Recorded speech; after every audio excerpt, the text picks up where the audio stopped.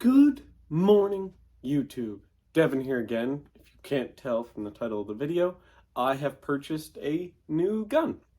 And it's actually my first actual shotgun, unless we're counting the Ishapore 410, which is actually the best shotgun ever made. But this is probably a close second, and that is a hot take. Just so you know. We have the beautiful 870 Wingmaster here. I got this for a pretty good deal. It was a police trade-in. It was actually a police trade-in to it was police surplus to a police department where it became police surplus. So this is the 870 Wingmaster. This one is an 870 Wingmaster Magnum made in the late 70s. So it is arguably one of the best shotguns ever made.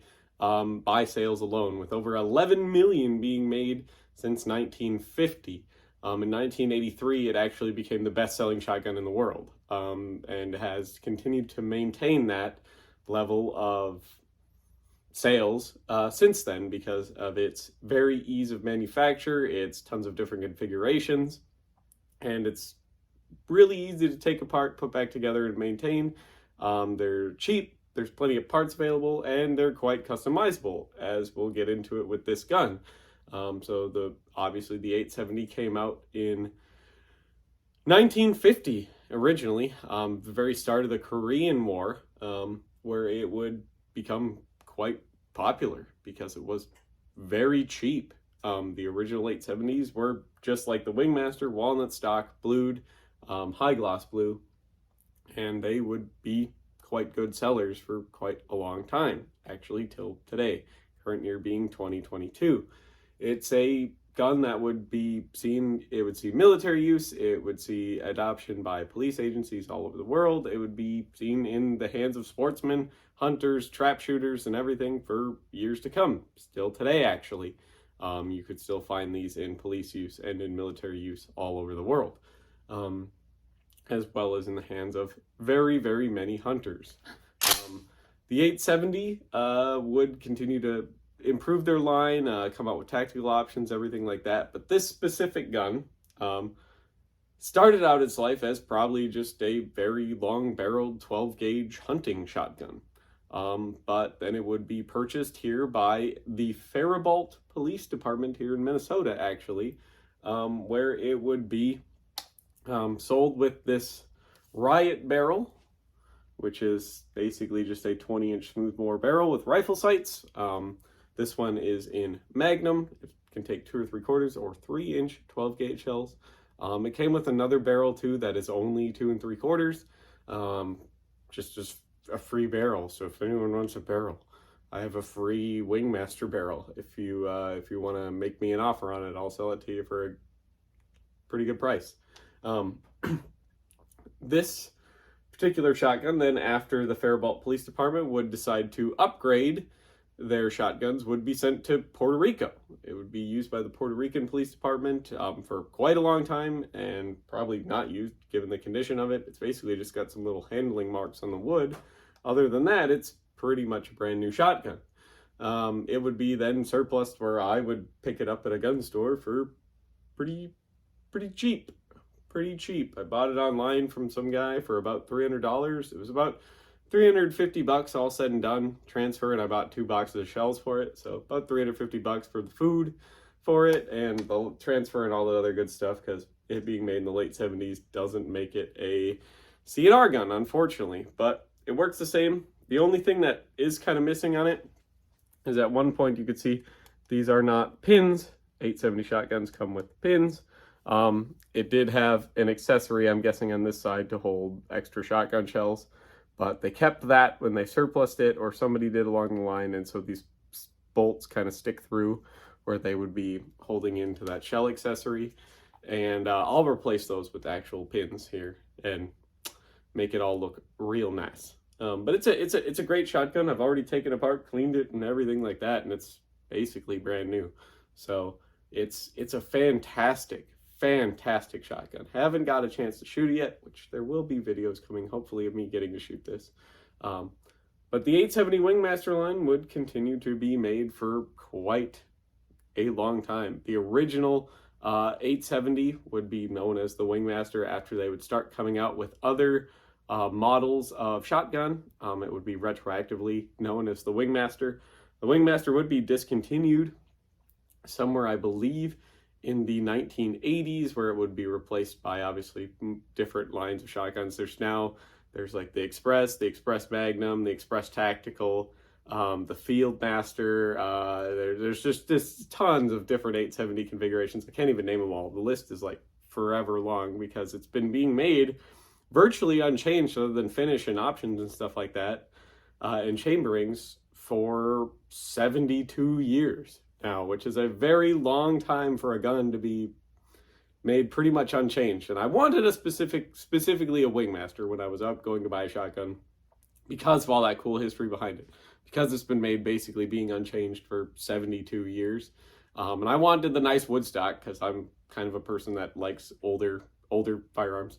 So I wanted the nice wood stocked version and everything like that. And I wanted no plastic parts in my gun. I have a problem with plastic parts on guns.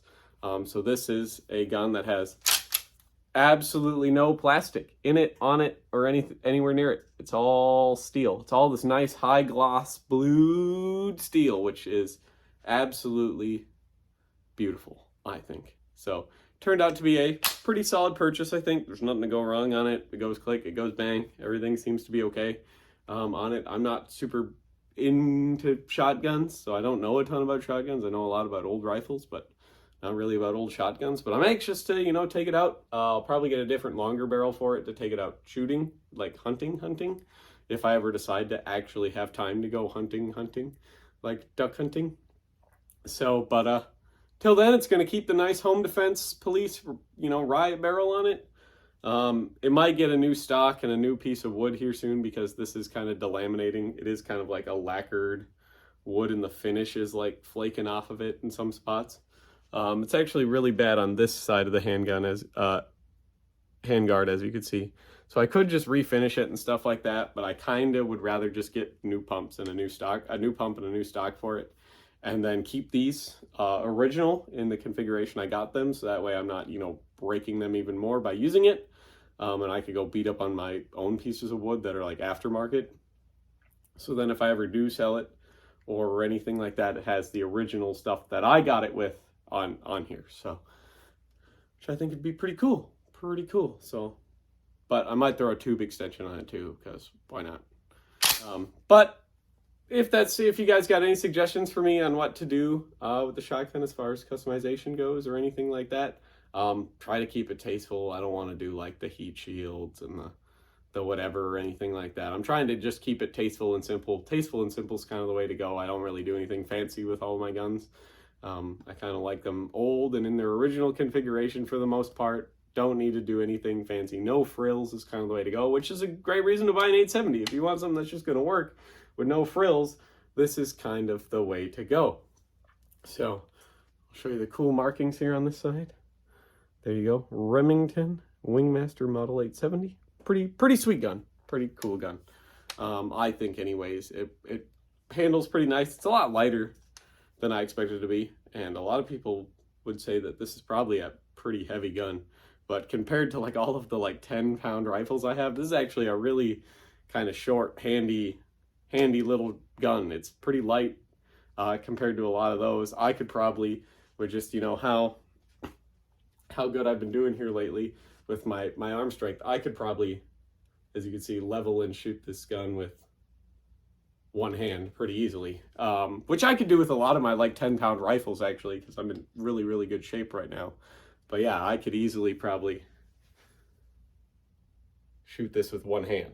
So would I want to do that necessarily? Probably not. But it's just to show you how light and handy this little thing is. It's also very narrow.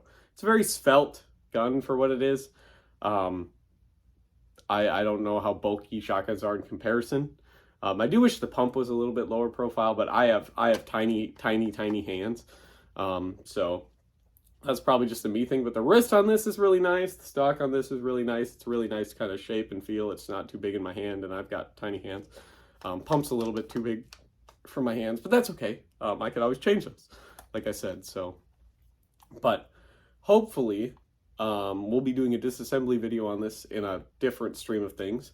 But hopefully you enjoyed this cool, 1970s Wingmaster and all other good stuff. I'm hopefully going to get some free time to go out to shoot it and everything here soon, and all of that other good stuff to really give it a test out. So that way you guys who have been telling me I got to go get something more modern for quite a while, well, here you go. Here's something more modern.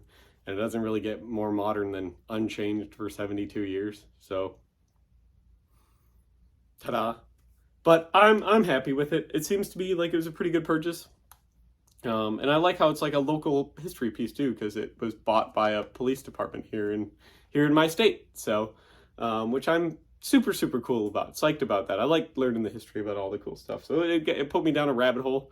And now I'm just trying to look at what I want to do on this, or what I want to replace on it, or if I just want to leave it the way it is. So, food for thought and all that other good stuff. So, hopefully you enjoyed this video. You subscribe if you like this sort of thing. There will be, like I said, a disassembly video to come where I'll be showing you how to take this thing down to basically all of its base components. If you're interested in that, it's a very simple gun to do. And obviously, I don't make any money on the disassembly videos because YouTube takes it as me teaching people how to make a gun. But it's more just to keep pieces of history like this alive, to nice and preserve them. And that's actually my favorite part about guns, is taking them apart, learning about them, seeing how they fit together, how they work and stuff like that. And this is no different. I would very much like to show you guys how to do that, to help maintain these and everything like that. They're incredibly simple to take apart and do, and they haven't really changed in 72 years. So thank you all for watching. Hopefully I can see all of you here in the next video. It's been a pretty awesome video, I think. Pretty awesome week where I got to be home. A lot of neat stuff came in and all that other good stuff. So thank you all for stopping by, and hopefully I can see all of you here in the next video. Bye-bye now.